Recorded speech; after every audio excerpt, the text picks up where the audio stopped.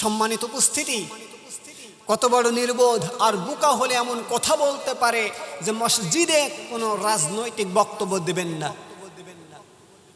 অথচ সে জানেই না আসমানের নিচে আর জমিনের উপরে সবচাইতে রাজনীতির বড় কিতাব হচ্ছে কুরআনুল কারীম।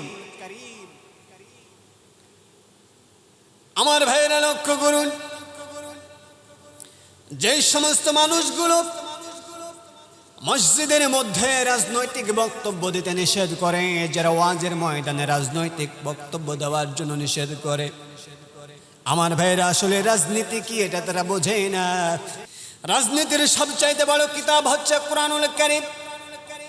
আপনি তাদেরকে যতই বোঝানোর জন্য চেষ্টা করুন না কেন, তারা বুঝবে না, তারা বোঝার জন্য চেষ্টা করবে না। এই জন্য আল্লাহ তাআলা জানিয়ে দিয়েছেন, ওয়ালাকাদ যারআনা লিজাহান্নামা কাসীরাম মিনাল জিন্নি ওয়াল ইনস। আল্লাহ তাআলা জানিয়ে দিলেন, বান্দা শোনো, আমি বহু জিন এবং মানুষকে জাহান্নামের জন্য সৃষ্টি করেছি। আমার ভাইরা কাদেরকে সৃষ্টি করলেন? আল্লাহ তাআলা বলেন, ওয়ালাহুম কুলুবুন লা ইয়াফকাহুনা বিহা।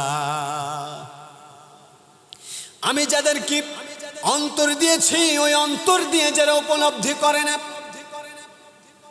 ওয়ালাহুম আ'য়ুনুন লা ইউবসিরুনা বিহা। আমি যাদেরকে চক্ষু দিয়েছি, ওই চোখ দিয়ে যারা দেখে না। ওয়ালাহুম আযানুন লা ইয়াসমাউনা বিহা। আমি যাদেরকে কর্ণ দিয়েছি, কান দিয়েছি, শ্রবণ শক্তি দিয়েছি, ওই কান দিয়ে যারা শোনে না। আল্লাহ রাব্বুল আলামিন জানিয়ে দিচ্ছে, বান্দা ওই সমস্ত মানুষগুলো হলো উলাইকা কাল আনআমি বাল হুম আদল উলাইকা হুমুল গাফিলুন। ওই সমস্ত মানুষগুলো হচ্ছে চতুষ্পদ জন্তু নেই, বরং তাদের চাইতে নিকৃষ্ট। আমার ভাইরা, আর ওই সমস্ত মানুষগুলো হচ্ছে গাফেল। জোরে বলেন ঠিক কিনা? মুসলমান ভাইরা আমার লক্ষ্য করুন, কুরআনুল কারীম হচ্ছে একমাত্র রাজনীতির কিতাব। কোরআন দিয়ে সমাজ চলবে, কোরআন দিয়ে রাষ্ট্র চলবে। কুরআনুল কারীমের সংবিধান মেনে আপনাকে আমাকে চলতে হবে, মানতে হবে। কুরআনুল কারীমকে রাষ্ট্রে নিয়ে যেতে হবে সংবিধান হিসেবে। আমরা দেখতে চাই, এটা যারা চায় না, ওই যে মানুষগুলো বলে কোরআনের মধ্যে কোনো রাজনীতি নাই, কোরআন দিয়ে রাজনীতি করা যাবে না, এই সমস্ত মানুষগুলোকে আপনি যতই বোঝানোর চেষ্টা করুন না কেন, আমার ভাইয়েরা, আল্লাহ রাব্বুল আলামিন তাদেরকে অন্তর দিয়েছে, তাদেরকে কান দিয়েছে, তাদেরকে চক্ষু দিয়েছে। এই চক্ষু দিয়েছে, অন্তর দিয়েছে, কর্ণ দিয়েছে আল্লাহ রাব্বুল আলামিন তাদেরকে হেদায়েতের পথে আসার জন্য।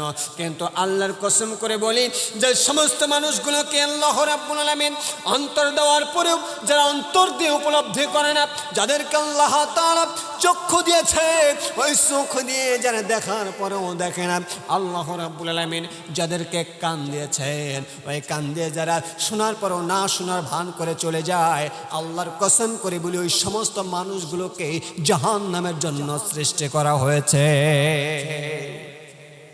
তারাই হবে জাহান্নামী, যে সমস্ত মানুষগুলোকে আল্লাহ রাব্বুল আলামিন অন্তর দিয়েছে, চক্ষু দিয়েছে, কান দিয়েছে, কিন্তু এগুলো দ্বারা অন্তর দিয়ে উপলব্ধি করে না।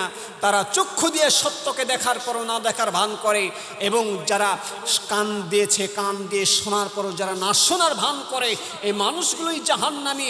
এরা জাহান্নামের অতল গহ্বরে নিমজ্জিত হবে।